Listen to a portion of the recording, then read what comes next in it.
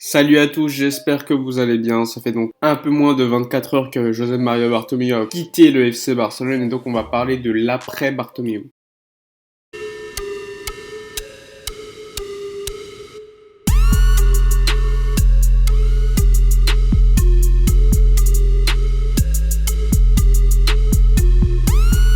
Mon petit rappel, hier aux alentours de 20 h, on a appris que José María Bartomeu allait démissionner, chose qui a été confirmée par une conférence de presse par la personne elle-même à 21 h. Et ce qui est plutôt intéressant et ce qui est plutôt cocasse, c'est qu'on voyait que son discours de démission, il était long, et donc je pense qu'il était déjà préparé depuis quelques jours, voire quelques semaines. Alors évidemment, avant-hier, il disait qu'il n'avait pas prévu de démissionner. Finalement, le lendemain, il annonce qu'il démissionne. Donc on a l'habitude avec José María Bartomeu, c'est quelqu'un qui fait énormément de communication. Personnellement, j'étais pas choqué de voir ce revirement de situation. Donc José María Bartomeu, avant de démissionner lors de cette conférence de presse, il a annoncé énormément de choses. Alors évidemment, il s'est justifié en expliquant que c'était un président qui avait gagné énormément de titres. Il disait qu'il avait mis en priorité la Masia, etc., etc., alors qu'en réalité, on sait très bien que c'est faux. Il a également expliqué qu'avant de partir, lors de la réunion avec sa direction avant-hier, il a accepté et approuvé le projet de la Super Ligue européenne.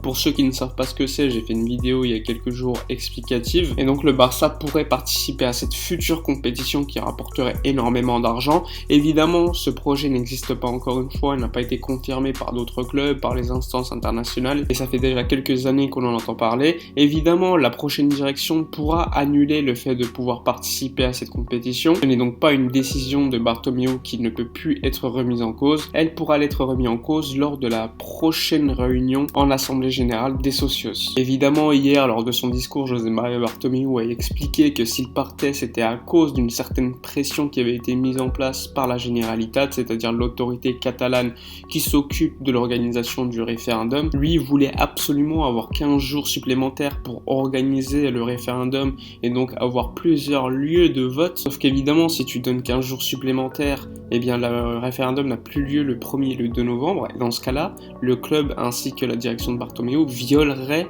les statuts du club qui imposent la tenue du référendum le 1er et le 2 novembre. Donc il y avait énormément de socios qui avaient préparé leur plainte et qui étaient prêts à porter plainte contre la direction de Bartomeu s'il n'y avait pas d'annonce hier soir. Finalement, ils ont attendu et il y a eu l'annonce de Bartomeu qui a annoncé son départ. Et on voyait clairement que Bartomeu était énervé et avait l'impression de s'être fait avoir par l'autorité catalane et que d'une certaine manière, il y avait une ingérence politique d'une instance qui ne voulait plus voir Bartomeu comme président du FC Barcelone. Alors évidemment, c'est encore une fois une certaine manière de se dédouaner, de trouver des excuses, etc. Mais nous, en réalité, on sait clairement que José María Bartomeu aurait mérité de partir depuis très longtemps. On peut dire d'une certaine manière que le Covid l'a sauvé, parce que si tu avais du public dans le stade, je pense que malgré le fait que le Camp Nou soit un public plutôt calme, à partir du moment où on prend 8-2, etc., je pense que le stade aurait quand même gueulé contre Bartomeu, qui aurait eu les mouchoirs blancs et qu'il aurait finalement démissionné. Finalement, il a fallu attendre. Et évidemment, le burofax de Lionel Messi envoyé a joué un gros rôle parce que c'est ce qui a d'une certaine manière lancé la motion de censure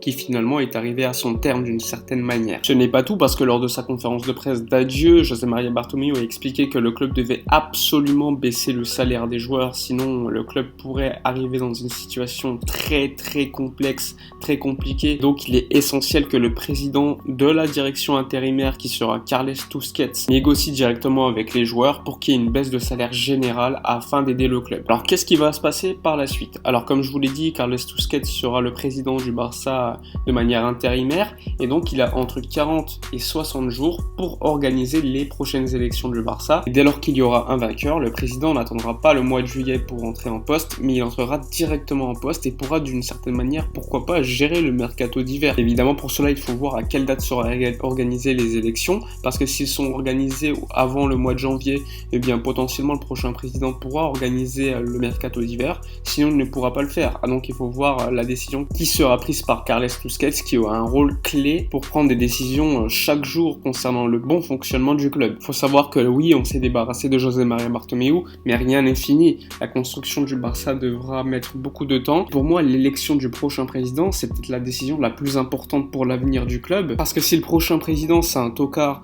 on risque de voir un Barça qui va continuer à décliner, alors qu'avec un président qui a comme objectif de mettre le Barça devant lui, devant ses intérêts, etc., il y a une grosse probabilité que le Barça revienne à la place qu'il mérite. Il ne faut pas donner pour mort les suiveurs de José María Bartomeu, la presse, etc.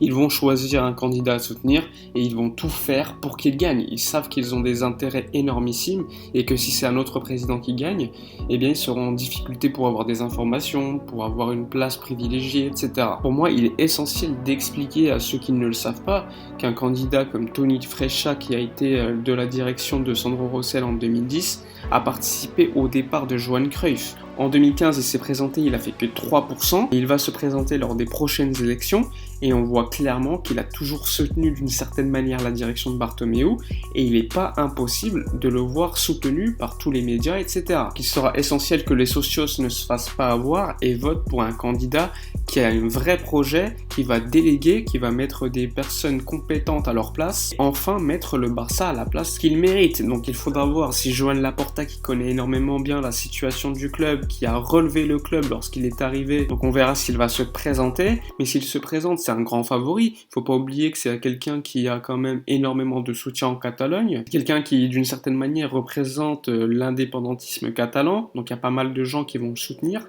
D'une certaine manière, il a été plutôt calme pendant la motion de censure pour pourquoi pas récupérer le vote de personnes conservatrices qui elles étaient plutôt favorables à garder Bartomeu jusqu'au bout. Et donc l'objectif de Laporta, c'est d'additionner les différents électorats pour être le leader. De l'autre côté, tu as Victor Font qui lui est clairement été contre la direction du Barça, qui a participé d'une certaine manière à la motion de censure, qui est complètement l'opposé d'une personne comme Toni Freixa, qui a par exemple présenté le vote électronique, ce qui aurait été évidemment d'une grande utilité au vu de la gestion du Covid-19. On aurait pu voter à distance, sur une motion de censure à distance, etc. Finalement, l'Assemblée Générale des Socios de l'année dernière avait refusé cette possibilité et on voit que c'était une grosse erreur. Il faudra suivre si officiellement Joan Laporta va se présenter aux élections, mais s'il se présente pas, à mon avis, il va clairement soutenir Victor Font. Dans ce cas-là, on aura l'opposition entre deux personnes, Toni Freixa contre Victor Font. Bon, ce qui est pour l'instant vraisemblable, c'est de voir Laporta se présenter. Il y a énormément de rumeurs qui vont dans ce sens, et dans ce cas-là, le plus gros favori, ça serait lui, et donc il y aurait un risque que les votes des socios soient dilués entre Victor Font et Joan Laporta. Évidemment, ça pourrait profiter au troisième larron, qui est Toni Freixa. Donc il faudra faire attention, c'est quand même l'avenir du club qui est en jeu, et on sait que les socios ne prennent pas toujours les bonnes décisions. Je vous l'ai dit il y a même pas quelques secondes avec le vote à distance, c'est une décision qui avait été prise par les socios. Enfin bref, prochainement, je vais vous parler des élections en présentant quasiment tous les candidats qui vont se présenter. Pour l'instant, il y a des pré-candidats, donc il faudra attendre qu'ils soient confirmés. Et ensuite, je parlerai de leur programme, etc., etc. Donc ce sera plutôt intéressant d'en suivre. Enfin bref, c'est la fin de la vidéo. J'espère qu'elle vous a plu. Ce soir, c'est le match entre la Juventus de Turin et le FC Barcelone en Ligue des Champions. Donc ce sera plutôt intéressant à suivre. Je ferai une vidéo d'après-match comme d'habitude. Donc n'oubliez pas de venir après le match pour regarder ma vidéo. N'oubliez pas de vous abonner à la chaîne, de liker, de commenter. Moi, je vous dis à ce soir et d'ici là, comme d'habitude, portez-vous bien.